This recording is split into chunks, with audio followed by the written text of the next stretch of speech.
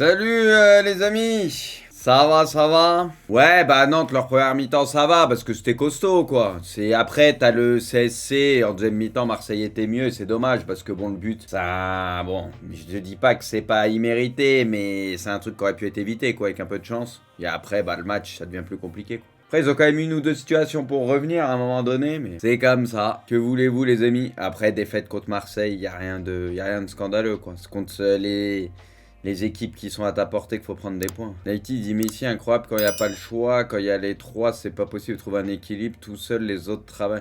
Mais en fait, Naïti, c'est pour ça que, en fait, c'est ce que je dis depuis le début, le PSG, c'est un gros club de footix. Moi, je le dis. Je parle de ceux qui sont à la tête du PSG. Je me dis, ils comprennent pas grand-chose au foot, c'est pas possible. Messi, tu l'as dans ton équipe, c'est ce que je dis, c'est l'option numéro 1, ça doit être lui le patron, ça doit pas être Mbappé. Mbappé, c'est pas faire le jeu comme Messi et tout. Mais ça, Paris n'a jamais compris ça, c'est pour ça que ça a jamais pu fonctionner. Et puis vu qu'Mbappé, il veut pas, tu sais, il veut être l'option tout le temps numéro 1, tout faire, tu sais, il accepte pas que Messi est meilleur dans plein de domaines, tu vois. Du coup, bah c'est mort. Faudrait qu'aussi Mbappé accepte ça et comprenne. Mais vu qu'il veut rien déléguer, quasi rien, etc., c'est pour ça que ça fonctionne pas. Et c'est pour ça que j'avais dit, il faut enlever quelqu'un devant et là, tu pourras avoir un semblant d'équilibre. Hier, bon, le PSG avec tous ses problèmes, ce que tu veux, mais quand il y a plus que Messi sur le terrain parmi les trois devant, bah c'est sûr que les autres, il y a que des mecs qui vont courir, qui vont défendre, qui vont faire le boulot. Mais ici, il a les clés du camion, donc c'est lui qui fait le jeu.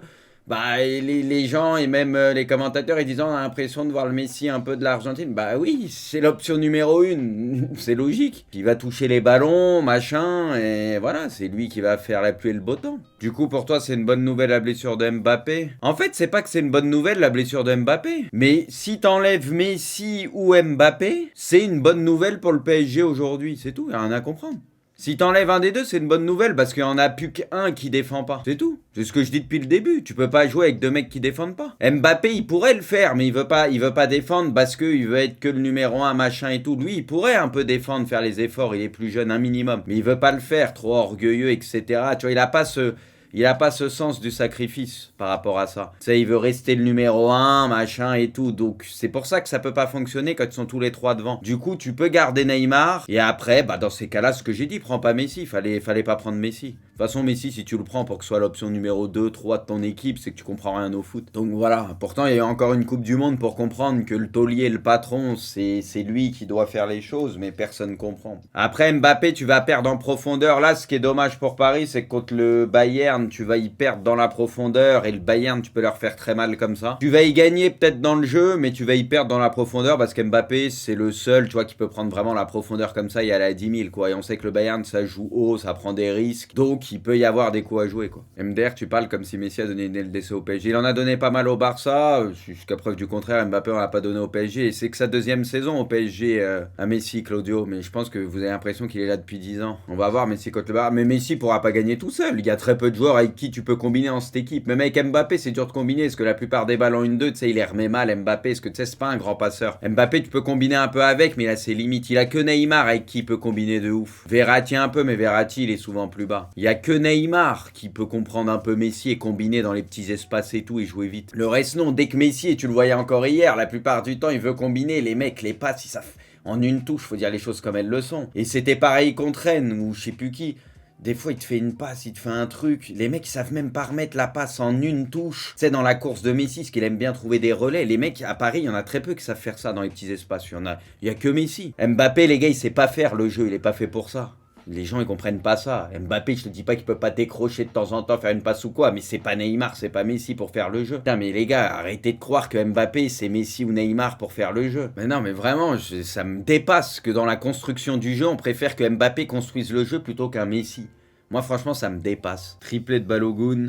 Ouais, à 21 ans, il vient d'inscrire ce que lui, c'est vénère, hein. Le nombre de buts, lui, j'avoue, c'est un truc de ouf. Plus, ils étaient menés, les gars. Ils étaient menés, je crois, en plus. Et derrière, ils ont enquillé. Ils étaient pas menés 2-0, même. Ouais, ils étaient menés 2-0 et après, ils mettent 4 pions, ouais. Après, cette équipe, il y a une âme, il y a quelque chose, hein. T'as Balogun, j'avoue, c'est incroyable la saison qu'il fait. But de Unai. Bah, après, les gars, c'est le but de la fin. Il sert pas à grand chose, comme je disais, 1-0 ou 2-0. Change rien, non mais c'est vrai les gars, ça change pas grand chose. L'OM s'impose sans part provisoirement de la deuxième place, ouais. Angers enchaîne une 13e défaite consécutive en Ligue 1. 13 défaites, ça me fait penser à quelque chose mais je sais plus quoi. Record historique pour un club dans l'histoire du championnat 13 défaites de suite, les gars, c'était qui ça? Ça me fait penser à un... OM en LDC, c'était OM en LDC, oh misère. Faut pas le... Les gars, ici, tout le monde mange. Plus les gars, vous venez de nous taper, donc faut bien que vous morflez un peu. Et par contre les gars, tu sens que c'était pas la soirée d'Mbappé de toute façon. De toute façon c'est parti en couille complètement poli. Mais les gars, le double penalty et le loupé derrière. Ah ouais non tu sentais que c'était pas sa soirée quoi. Blessé à la cuisse. Franchement les gars, dès qu'il y a eu la blessure, là, dès qu'il y a eu le truc, moi j'ai su que les gars c'était fini. Ça vous a pas fait cette impression? Tu sais, au premier ralenti qu'ils ont montré, j'ai l'impression ils se sont pas, ils se sont pas inquiétés plus que ça à la télé et tout. Moi, dès que j'ai vu le move, c'est ce que ça fait, j'ai fait oula, tu sais, je sais pas ça. Je me suis dit, oula, là, c'était bizarre le truc, je le sentais pas. Non, mais c'est vrai, je sais pas si ça a fait cette impression. Je me suis dit, à mon avis, il va vite sortir. Non, mais c'est vrai, tu sais, je sais pas, c'est comme une impression de déjà vu sur des moves comme ça. Finale Carabao, Newcastle United, ça va être pas mal. Malgré un début de match cauchemardesque, le PSG s'impose et conserve son avance sur l'OM, ouais. Bon, il y a beaucoup de trucs qui vont pas, on va pas se mentir. Hein. Après, on va dire qu'une fois qu'il n'y avait plus personne sur le terrain, enfin, il n'y avait pas les grosses stars, il n'y avait plus que Messi, bah, il a pris les choses en main, donc t'as l'impression que c'était un peu plus équilibré et tout, ça courait plus. Et il a essayé de faire jouer les autres, lui il a fait son rôle de leader on va dire. Et puis voilà quoi. Bon ils arrivent quand même à gagner mais bon, toujours un peu bancal quoi. Après 10 victoires consécutives à domicile, Lens chute pour la première fois de sa saison. Ouais, un petit coup de moins bien quand même Lens, là ça perd des points. Hein. Ouais, Nice ça va mieux. Ouais. Si vous me dites que là il mérite de gagner à Lens, parce que ces derniers temps déjà ça perdait pas et tout. Ok. Nouvelle victoire du Barça, les Blaugrana prennent provisoirement 8 points d'avance sur le Real. Commence à sentir bon les gars. Bon après pour le moment c'est eux qui méritent d'être en tête. Hein. Après il reste encore un peu de temps mais t'as le sentiment que en ce moment dans le championnat et tout peut pas leur arriver grand chose, je sais pas. Le Barça c'est 50 points pris sur 57 possibles cette saison en Liga. Putain, ils sont sur des bases de fou. C'est vrai qu'on sent, vu qu'il y a eu des 1-0 à un moment et tout, et il y a eu des moments même avant la pause de la Coupe du Monde, il y a eu des bonnes périodes où ils jouaient bien, il y a eu des périodes où ça jouait un peu moins bien. Donc peut-être on sous-estime ça, mais c'est vrai qu'en termes de points, c'est quand même vénère. Hein. Ouais, ils peuvent te faire un 100 points, quoi. C'est quand même... Bon, ça m'étonnerait, mais c'est fou quand même. Hein. Varane va prendre sa retraite internationale. Les gars, vous la prenez comment cette retraite internationale de Varane? Parce qu'il a que 29 ans, en sachant qu'il aurait pu tenir potentiellement jusqu'à l'Euro tranquille et jusqu'au prochain mondial. Vous la sentez comment, les gars? C'est en mode, il a commencé très jeune, il a fait beaucoup de matchs, il a eu des blessures ces derniers temps. En mode, du coup, il se dit que ça commence à être compliqué pour lui de tout assumer. Ou alors, il y a un peu de ça. Il y a aussi, il voit ce qui se passe un peu avec l'équipe de France. Tu sais qu'il y a des trucs un peu chelous. Et du coup, c'est un tout qui l'a amené à cette réflexion. Cramé mentalement. Moi, je pense qu'il y a un peu des deux. En réfléchissant bien. Je pense que physiquement, vu que... Il se dit, je suis peut-être plus capable d'assumer, je vais avoir trop de blessures, machin et tout, donc il va se focus avec le club. Et je pense qu'il est en train de voir qu'il y a un petit changement de génération en équipe de France, et qu'il y a Yoris, etc., qui sont partis, tu vois.